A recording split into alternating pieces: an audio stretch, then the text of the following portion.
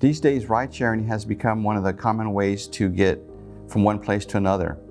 There are two companies that predominantly dominate the ride-sharing area, Lyft and Uber.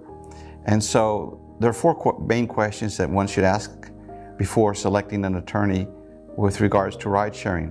First, whether or not the lawyer that's going to be selected is a personal injury lawyer. That's a lawyer who dedicates himself to personal injury lawsuits, isn't involved in bankruptcy, wills, or divorces.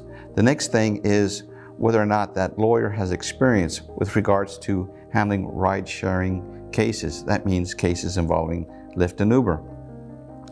And what I mean by experience, in other words, he has handled them from beginning to end.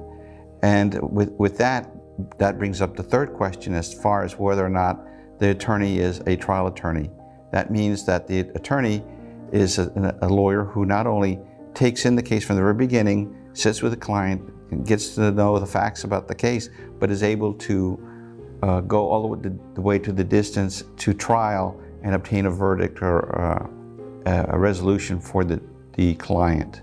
And finally, whether or not the attorney is a board-certified personal injury attorney. That means that he is one of 3% of all attorneys in the state of Texas that have that certification as being a specialist in that area of law, which is personal injury law. So with those four questions being asked and answered by the attorney that you're talking to, I think that will form a good basis for you to make a decision in selecting an attorney.